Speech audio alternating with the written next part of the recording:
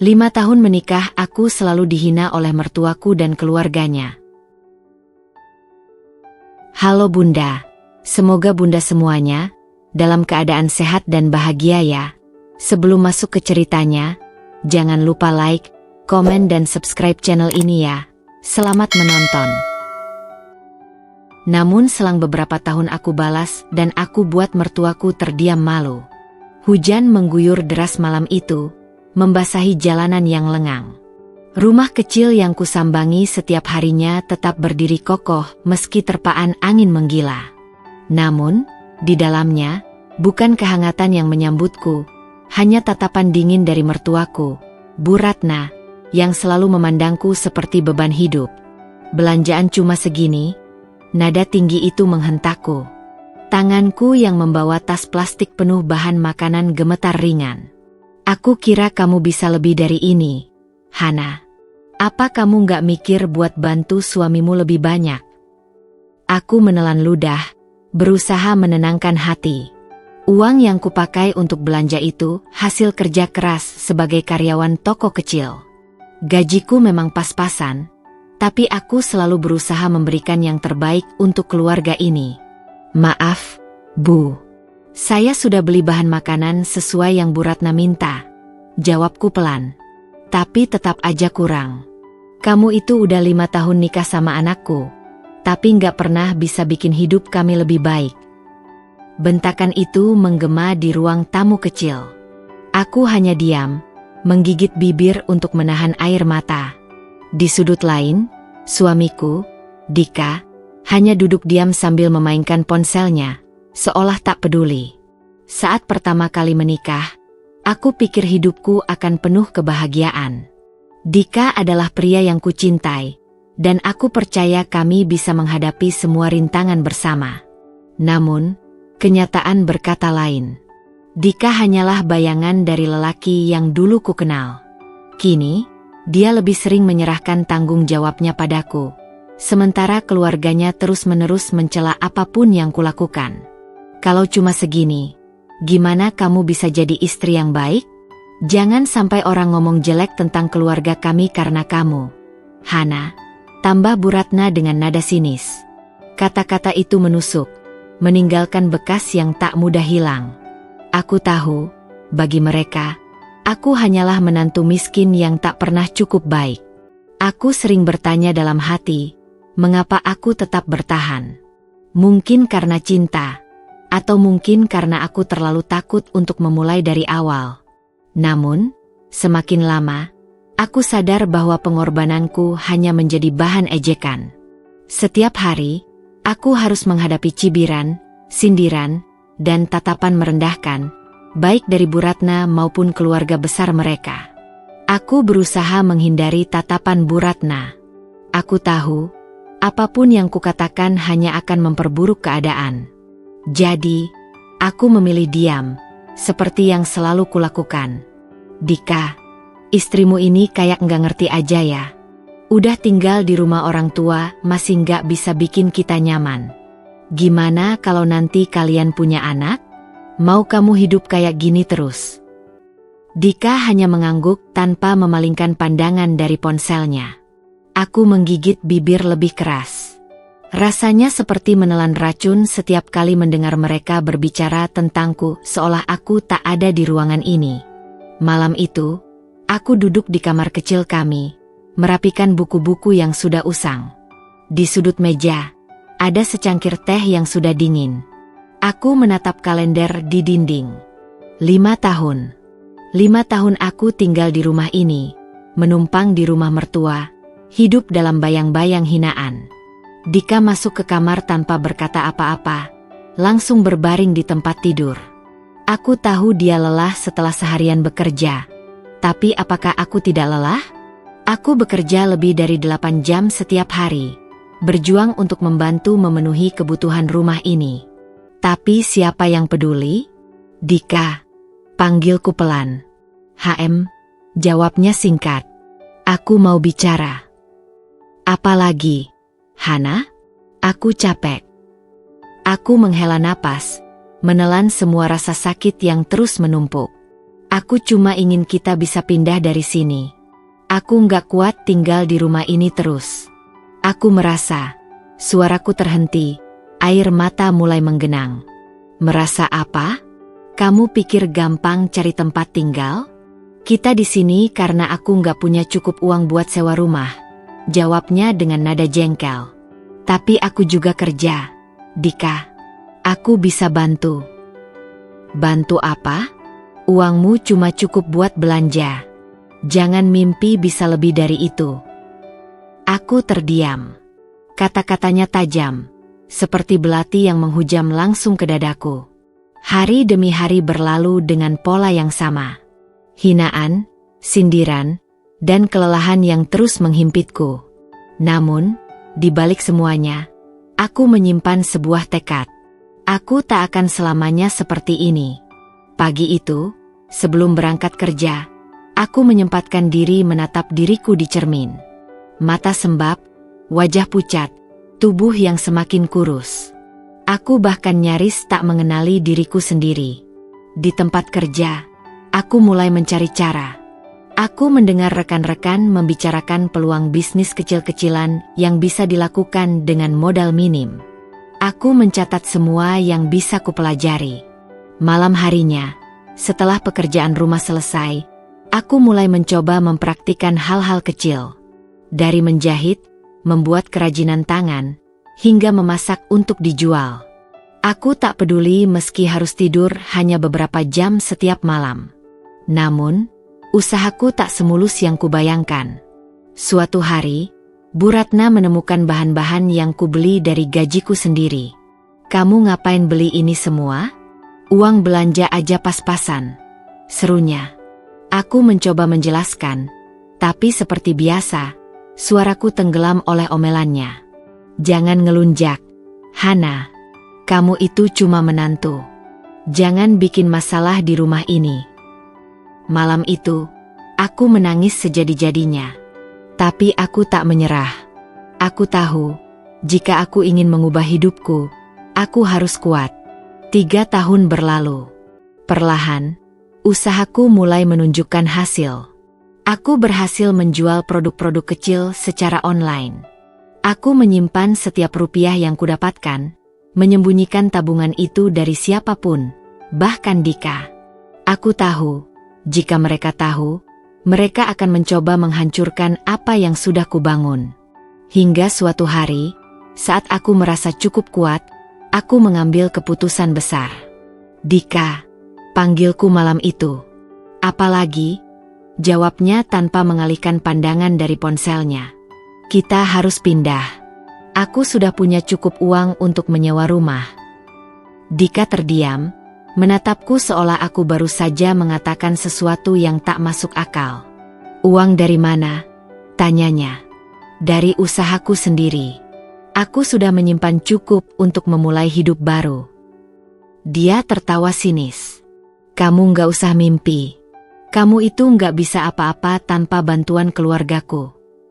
Aku tak menjawab. Aku tahu tak ada gunanya berdebat. Namun, malam itu, aku memutuskan untuk pergi, dengan atau tanpa persetujuannya. Aku berdiri di depan lemari kecil, mengemas barang-barang yang selama ini menjadi milikku. Tidak banyak yang bisa kubawa, hanya pakaian secukupnya dan beberapa peralatan pribadi. Dalam diam, aku merapikan semuanya ke dalam tas tua yang kusimpan di sudut kamar. Dika masih duduk di tempat tidur, menatapku dengan dahi berkerut. "Kamu serius mau pergi?" Aku mengangguk tanpa menatapnya. "Aku nggak bisa lagi tinggal di sini, Dika. Aku sudah cukup bertahan." Dia mendengus. "Dan kamu pikir kamu bisa hidup sendirian di luar sana? Kamu nggak akan bisa, Hana. Kamu cuma mimpi." Kata-katanya menyakitkan, tapi kali ini aku tidak membiarkannya mengubah keputusanku. Aku menghadapinya, menatap matanya dengan penuh keyakinan. Aku lebih baik hidup susah di luar daripada terus dihina di sini. Aku sudah cukup menderita. Dia tidak berkata apa-apa, hanya menatapku dengan sorot mata dingin. Aku tahu, baginya, Aku hanyalah perempuan lemah yang tak akan mampu bertahan tanpa keluarganya. Tapi dia salah. Aku telah menghabiskan 3 tahun terakhir membuktikan pada diriku sendiri bahwa aku bisa lebih dari itu.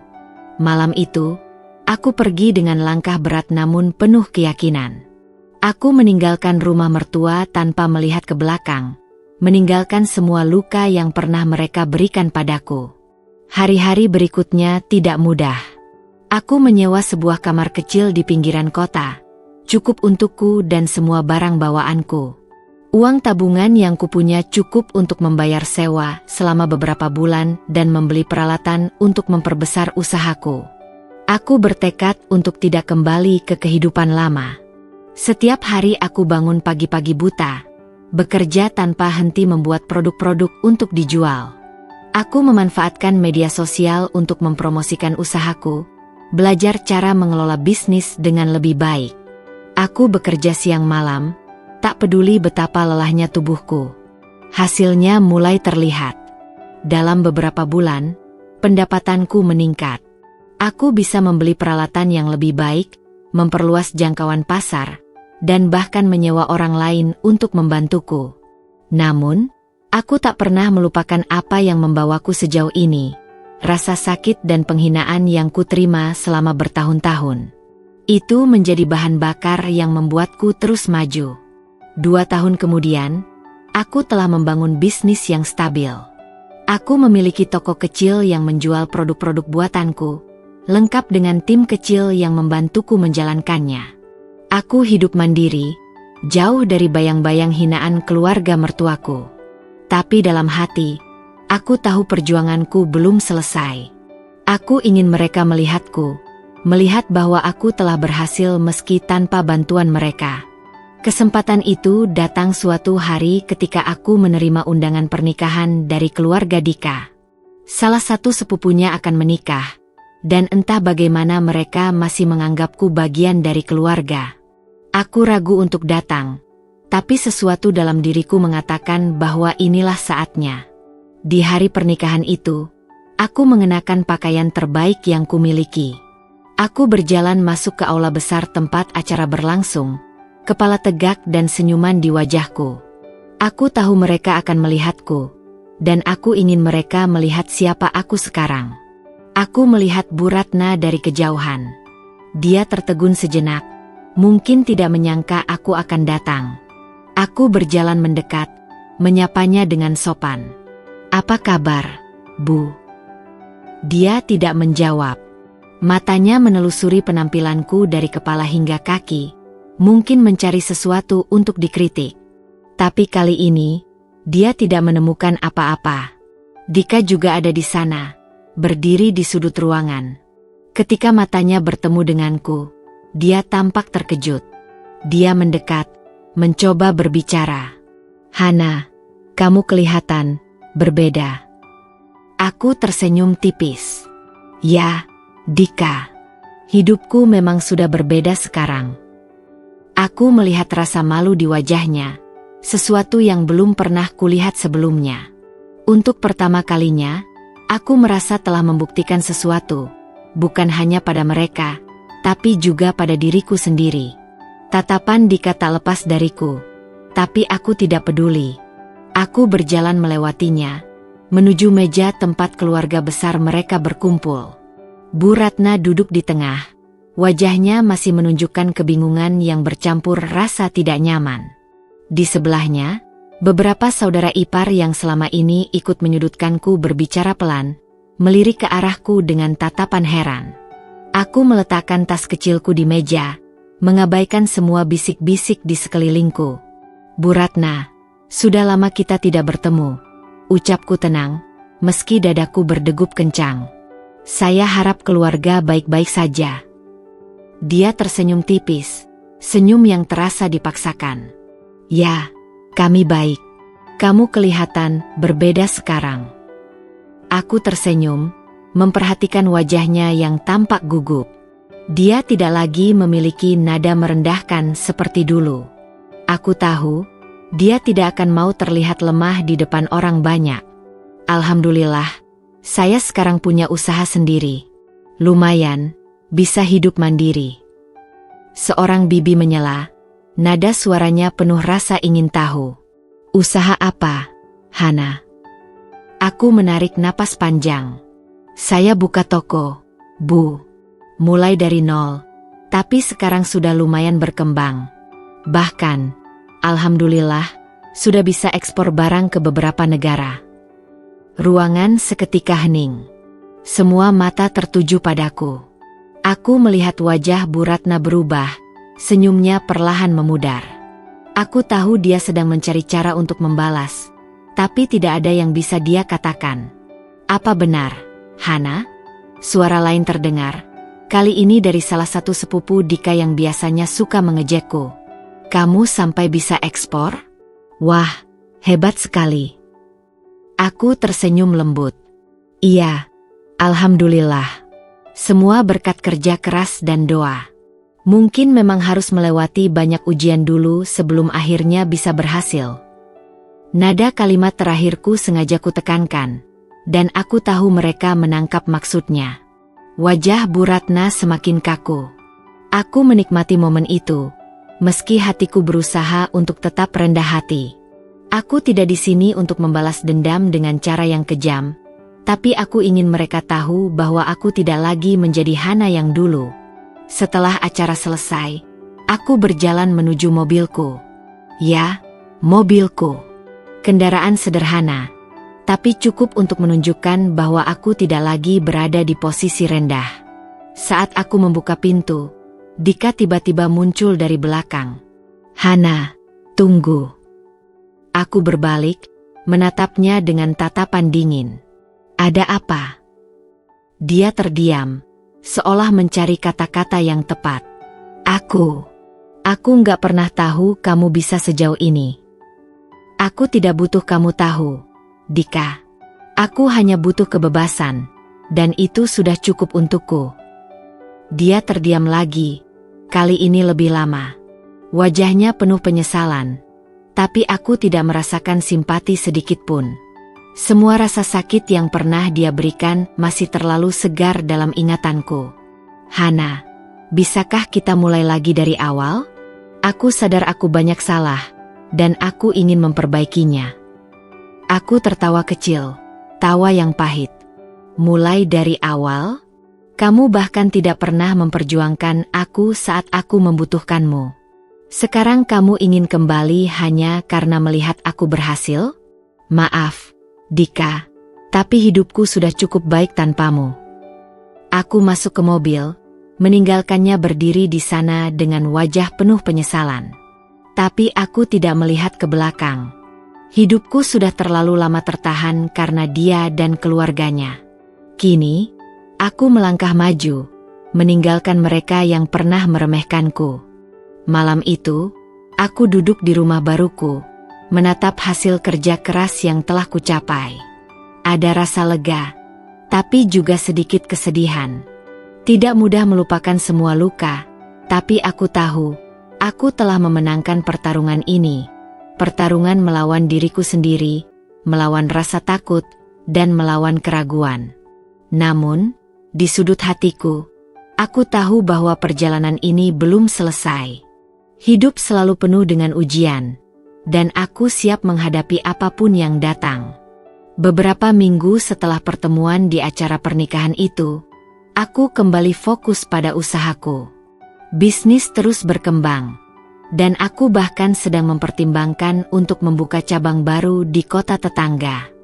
Namun, seperti biasanya, hidup tidak pernah benar-benar tenang.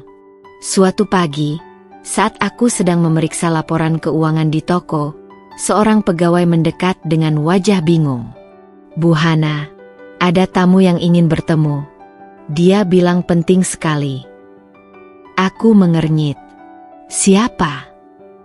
Dia bilang dia, suami ibu. Dadaku terasa berdegup kencang. Suami? Aku sudah tidak menganggap Dika sebagai bagian dari hidupku. Apa yang dia lakukan di sini? Dengan enggan, aku bangkit dan berjalan ke ruang tamu toko. Dika duduk di sana, terlihat lebih berantakan daripada terakhir kali aku melihatnya.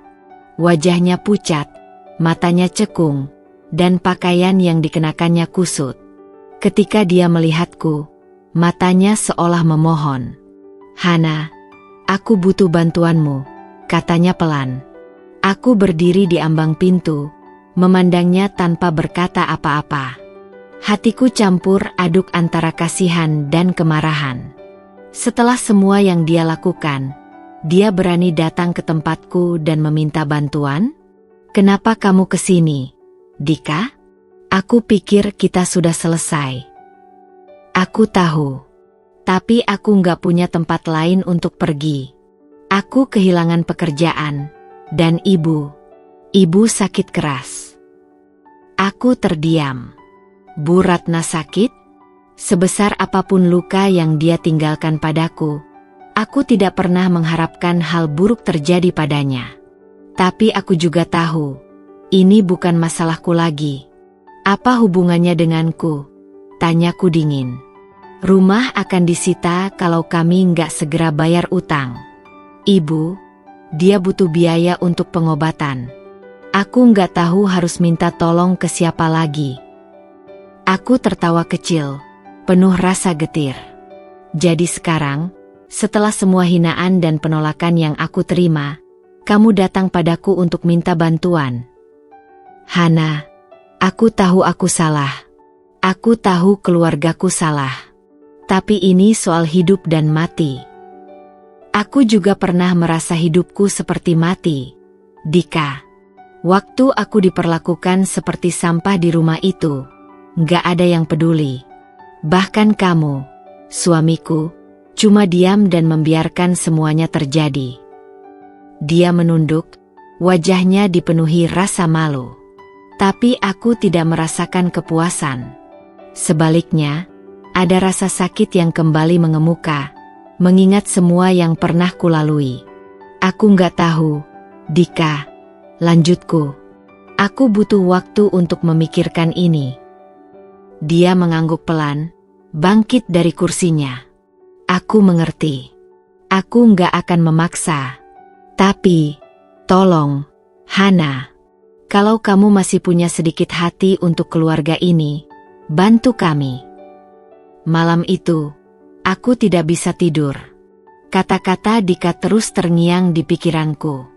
Bagaimanapun juga, mereka adalah keluarganya. Keluarga yang pernah menjadi bagian dari hidupku selama 5 tahun. Aku tahu betapa sulitnya situasi seperti ini. Tapi apakah aku sanggup mengabaikan semuanya dan berpura-pura tidak peduli? Paginya, aku memutuskan untuk mengunjungi rumah lama itu. Rasa ragu memenuhi pikiranku saat aku berdiri di depan pintu yang pernah menjadi saksi semua penderitaanku. Aku mengetuk pelan, dan tak lama kemudian, pintu terbuka. Bu Ratna berdiri di sana, terlihat jauh lebih tua dan rapuh dari terakhir kali aku melihatnya. Wajah yang dulu selalu menatapku dengan penuh hinaan kini tampak kosong. Dia memandangku, seolah tak percaya aku berdiri di depan pintunya. "Hana," suaranya hampir tak terdengar. "Bagaimana keadaan ibu?" tanyaku singkat. Dia terisak, memegang pintu untuk menahan tubuhnya yang lemah. Aku minta maaf, Hana, atas semua yang pernah aku lakukan. Aku tidak pernah menyangka akan melihatmu lagi. Aku tidak tahu apa yang harus kukatakan. Bagian dari diriku ingin memaafkan, tapi bagian lain merasa mereka harus belajar menghadapi konsekuensi dari perbuatan mereka. Aku masuk ke dalam rumah, melihat Dika duduk di ruang tamu dengan tatapan hampa. "Kalian minta bantuan, tapi apa kalian benar-benar berubah?" tanyaku, menatap mereka bergantian. "Atau ini hanya karena kalian butuh sesuatu dariku?" Bu Ratna menunduk, air matanya mengalir deras. "Aku tahu aku salah. Aku tahu aku sudah terlalu banyak menyakitimu. Tapi aku mohon, Hana, tolong kami. Ini mungkin kesempatan terakhirku." Aku berdiri di sana, diliputi kebingungan dan rasa sakit. Semua dendam dan luka lama berperang dengan sisi manusiawiku. Aku tahu keputusan ini akan menentukan arah hidupku ke depan. Aku menarik napas panjang, mencoba mencari keadilan di antara semua keruwetan ini. Aku akan membantu kalian, ucapku akhirnya, dengan nada dingin. Tapi dengan satu syarat. Mereka menatapku dengan penuh harap. Aku melanjutkan, setelah ini, aku ingin kita benar-benar selesai. Aku akan membantu biaya pengobatan dan menyelamatkan rumah ini. Tapi setelah itu, aku tidak mau ada lagi hubungan antara kita. Anggap ini pembayaran atas semua luka yang pernah aku terima. Dika terlihat ingin memprotes, tapi Bu Ratna memegang tangannya. Kami terima, Hana. Terima kasih atas segalanya. Aku tidak menjawab. Aku hanya ingin menyelesaikan semuanya dan melangkah maju tanpa bayangan mereka lagi. Malam itu, aku pulang dengan hati yang berat. Ada rasa lega karena aku telah memberikan keputusan. Tapi ada juga rasa sakit yang kembali menganga. Bagaimanapun, mereka adalah bagian dari masa laluku. Masa lalu yang ingin kulupakan tetapi terus menghantuiku. Aku mulai mengurus semua yang diperlukan untuk membantu keluarga Dika. Aku membayar sebagian besar utang mereka untuk menyelamatkan rumah dari penyitaan. Aku juga mengatur pengobatan Bu Ratna di rumah sakit terbaik di kota. Semuanya kulakukan tanpa pamrih, tapi dengan satu perasaan yang tidak bisa kuhindari. Kebencian pada diriku sendiri karena masih peduli pada orang-orang yang pernah menyakitiku. Beberapa minggu berlalu, dan Bu Ratna menunjukkan tanda-tanda pemulihan. Namun, setiap kali aku melihat wajahnya, kenangan buruk itu kembali menyerangku. Bagiku, membantu mereka adalah cara untuk menutup luka lama, bukan membangun kembali hubungan. Aku ingin mereka tahu bahwa aku bisa lebih besar dari rasa dendamku. Suatu hari, aku menerima telepon dari Dika.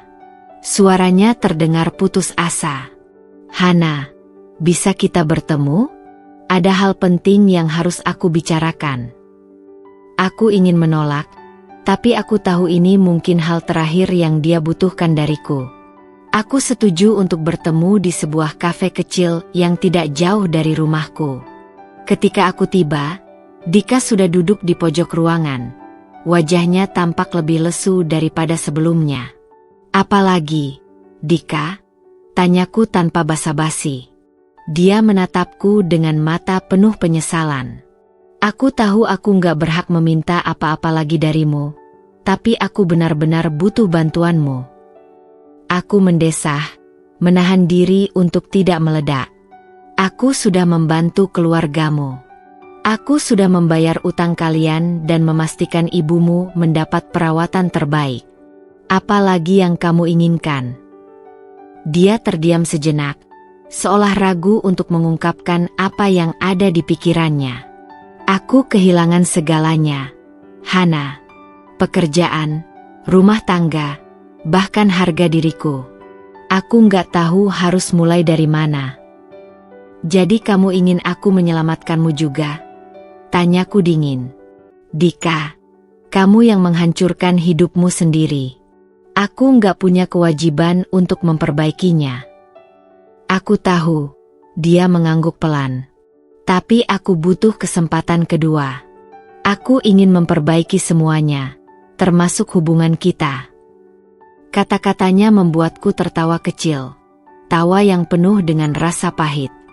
Hubungan kita?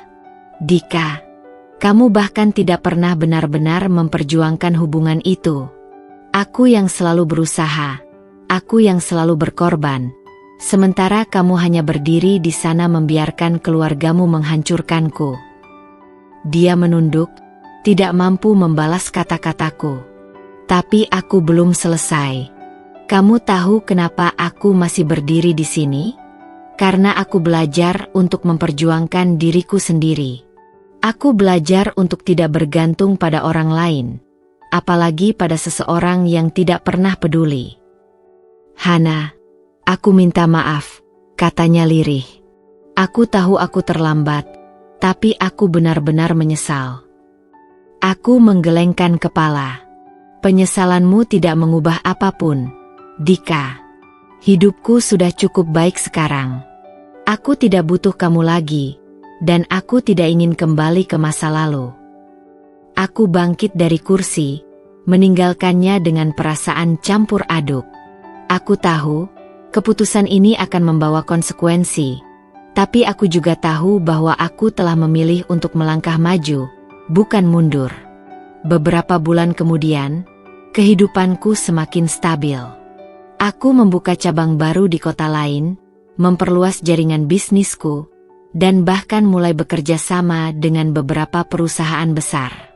Semua ini adalah hasil dari kerja keras dan keteguhan hati, sesuatu yang tidak pernah kudapatkan saat aku hidup dalam bayang-bayang keluarga Dika. Namun, masalah tidak berhenti di situ. Suatu hari, aku menerima surat panggilan dari pengadilan. Aku terkejut membaca isinya. Keluarga Dika menggugatku atas tuduhan penggelapan dana. Mereka mengklaim bahwa uang yang kukeluarkan untuk membantu mereka adalah bentuk investasi, dan sekarang mereka menuntut keuntungan yang tidak pernah ada. Aku tidak percaya. Setelah semua yang kulakukan untuk mereka berani menyeretku ke pengadilan dengan tuduhan palsu? Amarahku meluap, tapi aku tahu aku harus tetap tenang. Aku segera menghubungi pengacaraku, menjelaskan situasinya dengan detail.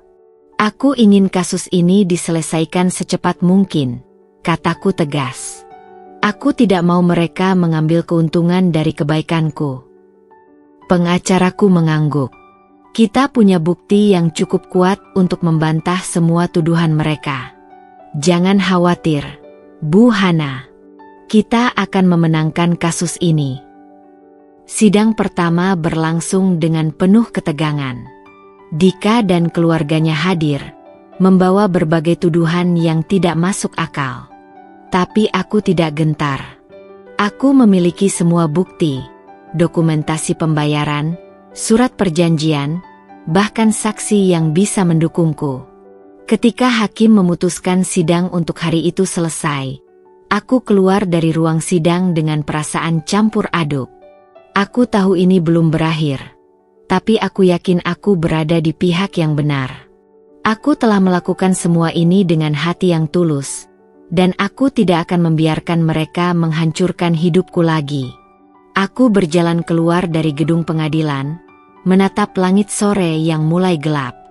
Aku berjanji pada diriku sendiri bahwa ini adalah pertarungan terakhirku dengan mereka.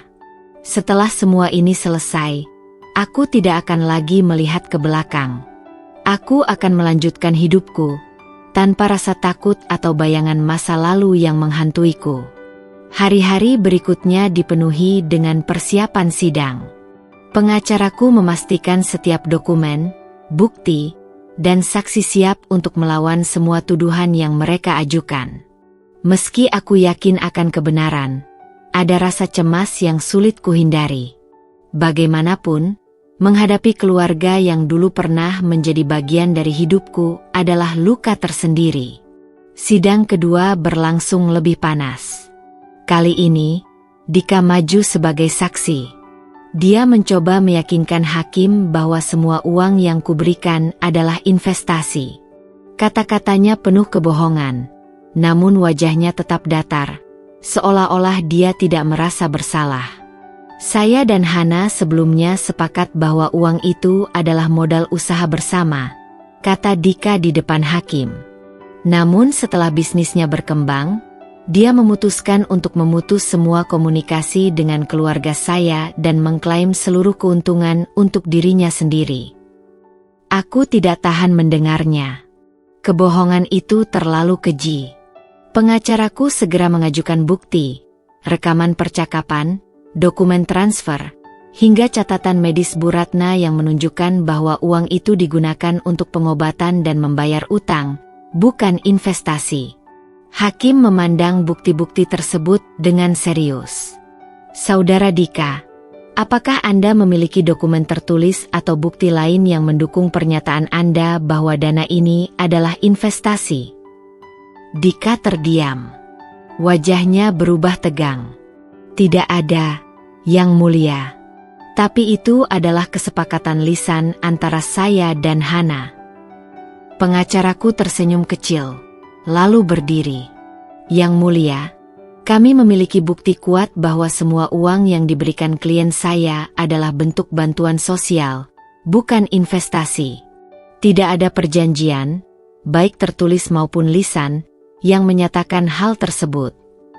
Hakim mengangguk. Saya akan mempertimbangkan semua bukti ini. Di luar ruang sidang, Dika mencoba mendekatiku. Aku sudah ingin pergi, tapi dia memanggil namaku dengan nada yang memohon. Hana, tunggu. Aku menoleh, menatapnya dingin. Apalagi, Dika? Bukankah kamu sudah cukup menghancurkan nama baikku? Dia menarik napas panjang, tampak lelah dan putus asa. Aku tidak bermaksud sejauh ini. Aku bingung. Aku tidak tahu harus bagaimana. Bingung. Aku hampir tertawa mendengar kata itu. Kamu bingung. Lalu kamu pikir menyeretku ke pengadilan adalah solusi? Dika, kamu sudah melewati batas. Aku tahu aku salah. Suaranya serak. Tapi keluargaku, mereka memaksaku. Mereka bilang ini satu-satunya cara untuk menyelamatkan keadaan. Aku menggeleng. Tidak percaya. Kamu selalu punya pilihan, Dika. Selalu. Tapi kamu memilih jalan yang salah, lagi dan lagi. Dia tidak membalas. Tatapannya kosong, seolah dia tahu tidak ada lagi yang bisa dia lakukan untuk memperbaiki semuanya. Sidang berikutnya menjadi penentu. Pengadilan memutuskan bahwa semua tuduhan yang diajukan oleh Dika dan keluarganya tidak memiliki dasar hukum. Hakim memerintahkan mereka untuk membayar ganti rugi atas kerugian moral yang aku derita akibat gugatan ini. Keputusan itu terasa seperti kemenangan besar, tapi tidak ada kebahagiaan yang menyertainya. Aku hanya merasa lelah. Di luar pengadilan, Bu Ratna mencoba menghampiriku. Wajahnya penuh dengan rasa malu dan penyesalan. Hana, maafkan kami, katanya pelan. Aku tidak tahu bagaimana kami bisa begitu salah memperlakukanmu. Aku menatapnya, mencoba mencari sisa-sisa kemanusiaan dalam diriku untuk memaafkan. Tapi luka itu terlalu dalam. Aku menggeleng. Bu Ratna, aku sudah membantu kalian lebih dari yang seharusnya. Setelah ini, aku ingin semuanya selesai. Jangan pernah hubungi aku lagi. Dia terisak, tapi aku tidak bisa memaksakan diriku untuk peduli. Aku berjalan pergi, meninggalkan mereka dengan rasa bersalah yang harus mereka tanggung sendiri. Malam itu, aku duduk di balkon rumahku, menatap bintang-bintang yang bersinar redup di langit. Aku merasa lega karena semua ini akhirnya selesai, tapi juga ada rasa hampa yang tidak bisa kujelaskan. Mungkin karena aku tahu, tidak peduli seberapa jauh aku melangkah, bekas luka dari masa lalu itu akan tetap ada. Tiba-tiba, teleponku berdering. Nomor yang tidak dikenal. Aku ragu sejenak sebelum menjawab. Halo. Hana, ini aku. Dika. Aku hampir memutuskan panggilan itu, tapi suaranya terdengar berbeda kali ini. Tidak ada nada memohon atau manipulatif, hanya kejujuran yang suram. Aku hanya ingin mengatakan terima kasih, katanya, dan maaf. Aku tahu ini tidak akan mengubah apapun, tapi aku ingin kamu tahu bahwa aku benar-benar menyesal. Aku diam. Tidak tahu harus berkata apa. Untuk pertama kalinya, aku merasa dia benar-benar tulus. Aku tidak akan mengganggumu lagi, lanjutnya. Aku hanya ingin kamu tahu bahwa aku berharap kamu selalu bahagia. Aku menutup telepon tanpa menjawab. Kata-katanya meninggalkan bekas yang aneh di hatiku, campuran antara kelegaan dan kesedihan. Malam itu, aku memutuskan satu hal. Masa lalu tidak akan pernah menguasai hidupku lagi. Aku akan terus melangkah, mencari kebahagiaan yang kuperjuangkan sendiri, tanpa bayangan mereka yang pernah menyakitiku. Beberapa minggu setelah keputusan pengadilan, kehidupanku perlahan kembali normal. Aku fokus pada bisnis, menjalin relasi baru, dan semakin memperluas jangkauan usahaku. Namun, meski segalanya terlihat baik-baik saja di luar, ada sesuatu yang terus mengganjal di dalam hatiku, kenangan akan semua konflik dan rasa sakit yang baru saja kulewati. Suatu hari, saat aku sedang menyusun rencana untuk membuka cabang baru, aku menerima undangan resmi. Itu datang dari sebuah perusahaan besar yang sedang mencari mitra bisnis. Namanya tidak asing bagiku, perusahaan keluarga Dika. Jantungku berdebar membaca undangan itu. Mereka ingin bekerja sama denganku? Aku hampir menolak tawaran itu tanpa berpikir panjang. Tapi sesuatu dalam diriku mencegahku. Ini adalah kesempatan untuk membuktikan bahwa aku tidak lagi dikendalikan oleh emosi atau masa lalu. Aku ingin menunjukkan bahwa aku lebih kuat dari semua rasa sakit yang mereka sebabkan. Aku menyetujui pertemuan itu. Hari yang ditentukan tiba, dan aku mendapati diriku berdiri di lobi kantor besar yang megah. Tempat itu tampak jauh lebih modern dan profesional daripada yang kuingat. Ketika aku masuk ke ruang rapat, aku melihat Bu Ratna dan Dika sudah menunggu di sana. Wajah mereka tampak gugup, mungkin tidak menyangka bahwa akulah yang mereka undang. "Hana," Bu Ratna berdiri, tampak canggung. "Terima kasih sudah datang." Aku mengangguk singkat. Langsung ke intinya saja. Apa tujuan pertemuan ini? Dika membuka map yang ada di depannya, mencoba tetap tenang meski aku bisa melihat ada ketegangan di matanya. "Kami ingin mengajukan kerjasama dengan perusahaanmu, Hana. Kami percaya bahwa pengalamanmu dan jaringan bisnismu bisa membantu kami berkembang lebih jauh." Aku tertawa kecil, bukan karena lucu, tetapi karena ironi situasi ini begitu nyata. Jadi setelah semua yang terjadi, kalian masih berpikir aku akan bekerja sama dengan kalian? Bu Ratna tampak ingin bicara, tetapi Dika mengangkat tangan, menghentikannya.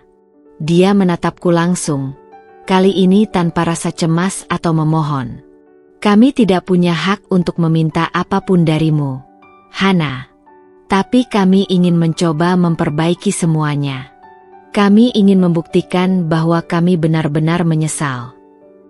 "Menyesal?" Aku menatap mereka tajam. "Kalian menyesal setelah mencoba menghancurkan hidupku? Setelah menyeretku ke pengadilan dengan tuduhan palsu? Menyesal karena akhirnya kalian tidak punya pilihan lain selain datang padaku?" "Hana." Bu Ratna mencoba berbicara lagi, suaranya penuh rasa sakit. "Kami salah. Aku salah. Tapi kami ingin menunjukkan bahwa kami bisa berubah." Aku berdiri, rasa marah yang lama terpendam mulai muncul kembali. "Kalian ingin berubah?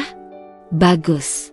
Tapi jangan gunakan aku sebagai alat untuk itu. Aku sudah melewati terlalu banyak hal karena kalian. Dan aku tidak punya waktu untuk kembali terjebak dalam drama kalian." Dika berdiri, wajahnya penuh penyesalan. "Hana, aku tahu kamu tidak punya alasan untuk memaafkan kami. Tapi tolong beri kami satu kesempatan. Kami hanya ingin memperbaiki apa yang salah." Aku menghela napas panjang, mencoba menenangkan diri. Ada bagian dari diriku yang ingin pergi dan tidak pernah melihat mereka lagi, tetapi ada juga bagian lain yang ingin memberi mereka pelajaran terakhir, pelajaran yang akan mereka ingat seumur hidup. "Aku akan mempertimbangkan tawaran kalian," kataku akhirnya, membuat mereka terkejut. Tapi dengan syarat. Syarat apa? Tanya Dika dengan nada waspada. Aku ingin seluruh kendali proyek ada di tanganku. Aku yang membuat keputusan, dan kalian tidak berhak mencampurinya. Jika kalian setuju, kita bisa bekerja sama. Jika tidak, maka kita tidak punya alasan untuk bertemu lagi. Bu Ratna dan Dika saling pandang. Wajah mereka menunjukkan kebimbangan, tetapi akhirnya Dika mengangguk. Kami setuju. Aku meninggalkan ruang rapat dengan perasaan campur aduk. Ini bukan tentang memberi mereka kesempatan, tetapi tentang menunjukkan bahwa aku tidak lagi menjadi korban dalam cerita ini. Aku adalah tokoh utama dalam hidupku sendiri. Beberapa bulan kemudian, proyek berjalan dengan lancar. Aku memastikan semua keputusan diambil dengan profesionalisme tinggi, tanpa melibatkan emosi. Dika dan Bu Ratna bekerja di bawah pengawasanku, dan meski hubungan kami tidak lagi penuh ketegangan, aku tetap menjaga jarak. Hingga suatu hari, saat aku sedang memeriksa laporan proyek, Dika menghampiriku. Dia tampak lebih tenang daripada sebelumnya, dan kali ini, ada sesuatu yang berbeda dalam tatapannya. Hana, katanya pelan. Aku ingin mengucapkan terima kasih. Tidak hanya karena kamu memberi kami kesempatan, tapi juga karena kamu mengajarkan aku sesuatu yang tidak pernah aku pahami sebelumnya. Apa itu? Tanyaku dingin. Arti tanggung jawab dan harga diri, jawabnya. Aku menghabiskan terlalu banyak waktu menyalahkan orang lain atas kegagalanku, dan aku tidak pernah benar-benar belajar untuk memperbaiki diriku sendiri. Kamu membuatku sadar bahwa hidup adalah tentang berjuang untuk menjadi lebih baik, bukan mencari cara untuk menyalahkan orang lain. Aku tidak tahu harus berkata apa. Kata-katanya terdengar tulus, tapi aku tahu ini tidak akan mengubah apapun. Dika, kataku akhirnya, aku berharap kamu bisa menemukan jalanmu sendiri. Tapi hubungan kita selesai di sini. Aku sudah memaafkanmu, tapi aku tidak ingin kamu atau keluargamu lagi menjadi bagian dari hidupku. Dia mengangguk pelan. Aku mengerti. Terima kasih, Hana, untuk segalanya. Itu adalah terakhir kalinya aku berbicara dengan Dika. Proyek selesai dengan sukses, dan aku melanjutkan hidupku dengan kepala tegak. Aku tidak hanya berhasil membuktikan diriku, tetapi juga melepaskan semua beban masa lalu yang selama ini membelengguku. Kini, aku hidup tanpa dendam, tetapi juga tanpa ruang untuk luka lama. Masa depan adalah milikku, dan aku tidak akan pernah membiarkan siapapun mengambilnya dariku lagi. Setahun setelah proyek itu selesai, hidupku telah jauh berubah. Aku tidak hanya semakin berkembang secara profesional, tetapi juga menemukan kedamaian dalam diriku sendiri. Aku tidak lagi dihantui oleh bayang-bayang masa lalu. Luka itu memang ada, tapi kini menjadi pelajaran yang memperkuatku. Di sebuah pagi yang cerah, aku menerima sebuah surat. Surat itu datang dari Dika. Tulisan tangannya masih sama seperti yang aku ingat, meski kali ini isinya berbeda. Dalam surat itu, dia menceritakan bagaimana dia kini mencoba memulai hidup baru. Dia bekerja keras untuk membangun usaha kecil yang selama ini dia impikan, tanpa campur tangan siapapun. Dia juga menyebutkan bahwa Bu Ratna kini lebih banyak menghabiskan waktu untuk beribadah, menebus kesalahan masa lalu. Terima kasih, Hana, tulisnya di akhir surat. Kamu adalah pelajaran terbesar dalam hidupku. Aku harap kamu selalu bahagia, karena kamu pantas mendapatkan itu. Aku menutup surat itu dengan mata yang berkaca-kaca. Ada rasa lega yang tidak bisa dijelaskan, bukan karena mereka menyesal, tetapi karena akhirnya, aku tahu bahwa aku telah membuat perbedaan. Bukan dengan membalas dendam, melainkan dengan menunjukkan bahwa aku bisa berdiri di atas kakiku sendiri. Di malam yang tenang, Aku berdiri di balkon rumahku, menatap bintang-bintang yang berkelip di langit. Angin malam membawa perasaan damai yang lama kurindukan. Aku tersenyum, mengingat semua perjalanan yang telah kulewati. Perjuangan itu memang berat, tetapi aku bersyukur karena aku memilih untuk tidak menyerah. Aku berbisik pada diriku sendiri, seperti mengingatkan hati yang pernah rapuh. Memaafkan bukan berarti melupakan. Tapi memaafkan adalah cara kita membebaskan diri dari rantai luka yang tidak terlihat. Hidup terlalu singkat untuk terus membawa beban itu. Kisah ini bukan tentang membalas dendam, melainkan tentang bagaimana aku belajar mencintai diriku sendiri. Dan untuk semua yang pernah menyakitiku, aku hanya bisa berharap mereka menemukan kedamaian seperti yang aku temukan. Halo, sahabat Putri Bercerita. Kisah kali ini membawa kita pada perjalanan seorang perempuan yang berjuang keluar dari rasa sakit dan ketidakadilan. Ada pelajaran besar yang bisa kita ambil, bahwa kekuatan sejati adalah saat kita mampu berdiri sendiri, melepaskan dendam, dan tetap memilih jalan yang benar meskipun itu tidak mudah. Untuk kalian yang mungkin sedang menghadapi masa sulit, ingatlah bahwa badai pasti berlalu. Jangan biarkan luka masa lalu menentukan siapa kalian hari ini. Bangkitlah, dan percayalah bahwa kalian lebih kuat dari apa yang kalian pikirkan. Terima kasih sudah mengikuti cerita ini sampai akhir. Jangan lupa untuk selalu menjaga kesehatan, menyebarkan kebaikan, dan terus berjuang untuk mimpi-mimpi kalian. Sampai jumpa di kisah selanjutnya, hanya di Putri Bercerita. Salam hangat untuk kalian semua. Hati berkilau.